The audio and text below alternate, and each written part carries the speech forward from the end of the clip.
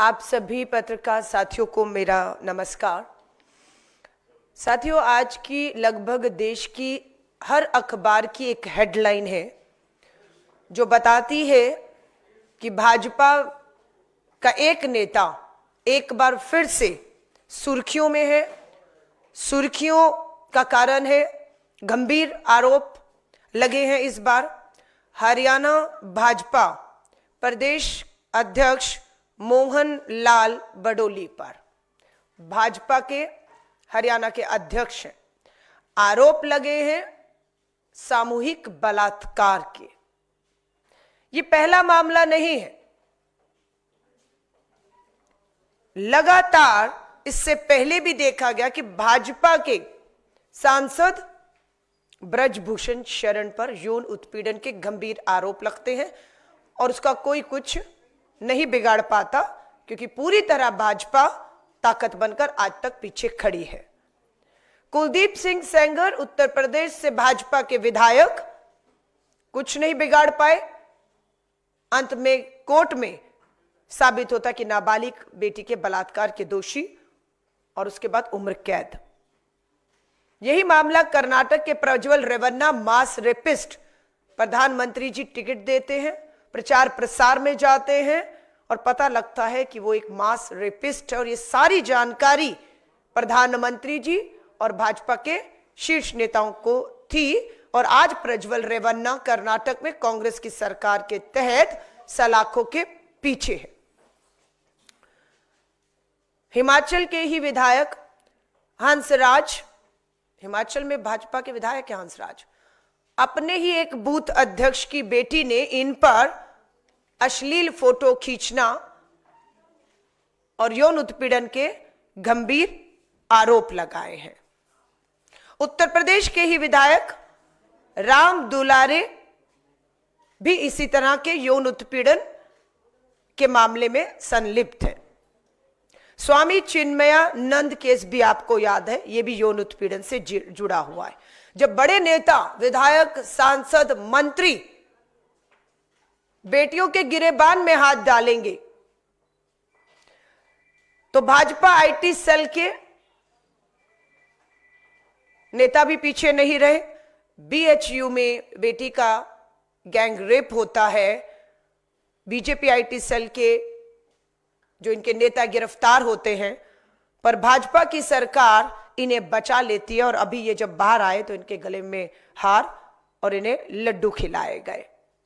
हरियाणा प्रदेश के भाजपा अध्यक्ष मोहन लाल बडोली की सरकार हरियाणा में है और ये कहते हैं कि सरकारी पक्की नौकरी दिलवाऊंगा, ये कहते हुए जबरन सामूहिक बलात्कार किया, जो आरोप है एफआईआर में, उसके वीडियो बनाए, तस्वीरें खींची और एफआईआर से पता लगता है कि लगातार बदनाम करने की कोशिश भी होती रही।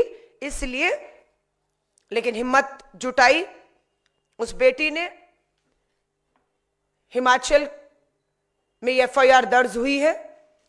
आज ही हिमाचल के मुख्यमंत्री कांग्रेस के मुझे मिले, मैंने उसके बारे में, इस मामले के बारे में उनसे भी जिक्र किया कि आज सारी अखबारों में यह है कि भाजपा के प्रदेश अध्यक्ष मोहन लाल बडोली सामूहिक बलात्कार के तहत शिकायत दर्ज है, एफआईआर है। भरोसा दिला रहे हैं कोई भी बेटी कांग्रेस की सरकारों के तहत अगर डर से बाहर आकर, आगे आकर हिम्मत दिखाकर एफआईआर कराएगी तो हम बिल्कुल प्रज्वल रेवन्ना की तरह उन्हें सलाखों के पीछे करेंगे, सजाएं दिलाएंगे और बेटियों को हम न्याय दिलाते हैं। लेकिन एक गंभीर मामला बार बार उठ रहा है कि भाजपा के ही नेता एक के बाद एक के बाद एक के बाद एक हिम्मत कैसे जुटा पा रहे हैं। डर क्यों नहीं है, खौफ क्यों नहीं है? क्योंकि साफ पता है कि भाजपा अपने इन बलात्कारी यौन उत्पीड़न के सत्ता में बैठे विधायक और सांसदों के साथ ताकत बनकर खड़ी हुई है। इनका कोई कुछ नहीं बिगाड़ सकता, इसलिए करके हिम्मत बढ़ रही है। अगर भाजपा ने कार्रवाई कर दी होती तो भाजपा के दूसरे नेताओं की हिम्मत ना होती। अभी बीजेपी की दिल्ली से प्रवक्ता, नाम है नेहा शालिनी, नेहा शालिनी का वीडियो आपने देखा या नहीं देखा, पर सोशल मीडिया में चल रहा है। जिसमें वो बिल्कुल बता रही है कि शक्ल और चेहरा सुंदरता देखकर पद, नौकरी या आगे बढ़ने का मौका भाजपा में दिया जाता है। अगर आप उनके कहने पर दबाव में समझौते नहीं करेंगी तो आपको प्रताड़ित किया जाएगा। ये मैंने दिल्ली भाजपा महिला कांग्रेस भाजपा प्रवक्ता का कहना है। ठीक यही निघट अब्बास भी भाजपा की प्रवक्ता हैं, उन्होंने भी ठीक ऐसे ही आरोप लगाए हैं कि भाजपा के अंदर संगठन में महिलाएं कतई सुरक्षित नहीं है, क्योंकि प्रधानमंत्री जी का नारा पूरी तरह से ढोंग और दिखावा खोखला है कि बेटी बचाओ। सच ये है कि जब से ये नारा दिया है और बेटी बचाओ, समझ आ रहा है कि बेटी बचाओ किनसे? अभी तो यही लग रहा है जब से भाजपा सत्ता में आई है, इन भाजपा के नेताओं से बेटियों को बचाना पड़ रहा है और वो मुश्किल हो रहा है। न्याय, चाहे वो हमारी ओलंपिक खिलाड़ी हो, पदक जीत के आई, आज तक उनको न्याय नहीं मिला है। और आज रोजाना इस तरह से एक बेटी, बात ये होती है कि कानून अपना काम करेगा, चाहे वो कर्नाटक में हो रहा है हमारी कांग्रेस के सरकार के तहत, चाहे हिमाचल में। नैतिकता कहां है भाजपा की? मैं आज भाजपा के राष्ट्रीय अध्यक्ष जेपी नड्डा जी आपसे सवाल करती हूं। देश के प्रधानमंत्री नरेंद्र मोदी जी बेटी बचाओ का नारा देने वाले, और अमित शाह जी, कानून आपके हाथ में है, आप दबाव बनाते हैं, इसलिए कार्रवाइयां नहीं होती हैं अपराधियों पर और न्याय नहीं मिलता बेटियों पर। कानून अपना काम करेगा, लेकिन नैतिकता यह कहती है कि बिना समय गवाए हरियाणा प्रदेश भाजपा अध्यक्ष मोहन लाल बडोली को आपको पद से हटा देना चाहिए था, इस्तीफा ले लेना चाहिए था। जब आप भाजपा के इस सामूहिक बलात्कार का आरोप लगाए, इन्हें आप पद पर बनाए रखेंगे, इन्हें बचाएंगे, दूसरी ओर बेटी पर दबाव बनाते रहेंगे, तो स्वाभाविक है भाजपा के अंदर ही एक पूरी चेन ये रुकने का नाम नहीं लेगी। इसी तरह अपराध बढ़ेंगे और बेटियां असुरक्षित होती रहेंगी। कालकाजी विधानसभा से चुनाव लड़ रही हूं। बीजेपी के उम्मीदवार रमेश बिधूड़ी जी की भाषा ही बताती है कि बीजेपी के नेताओं में महिलाओं को लेकर कितना मान और सम्मान है। विकास के मुद्दे पर चुनाव लड़ रहे हैं। विकास के मुद्दों पर अगर रमेश बिधूड़ी आप सड़कों की खुदी, सड़कें, गंदगी की बात करते तो हम बिल्कुल विकास के मुद्दे पर चर्चा चाहते हैं, पर आपकी नजर सड़कों से ज्यादा मां, बहन, बेटी के गालों पर है। आपका यह जवाब बिल्कुल निम्न स्तर का, महिलाओं को अपमानित करने का रहा। नाम ठीक है आपने प्रियंका गांधी जी का लिया, पर प्रियंका गांधी किसी की मां है, बहन है और बेटी है। शर्मनाक बयान की कालका जी की सड़कें प्रियंका गांधी के गालों जैसे बनेंगी। कालका जी की तमाम महिलाओं में गुस्सा देखा गया, पुतले जलाए गए, सड़कों पर कालका जी की महिलाएं निकली, और ये जीत है कालका जी की लोगों की कि रमेश बिधूड़ी को माफी मांगनी पड़ी। लेकिन खाली माफी से काम नहीं बन रहा है, सोच है। उसके बावजूद भी बाद भी उन्होंने लगातार इस तरह की टिप्पणियां की और भाजपा इस पे मौन है, कुछ नहीं कह रही, उल्टा बढ़ावा दे रही है इस तरह की भाषा को। दिल्ली और देश में आज महिलाएं सुरक्षित नहीं है, उनके मान और सम्मान को इस तरह की भाषा, इस तरह की बात करके बार बार अपमानित किया जा रहा है।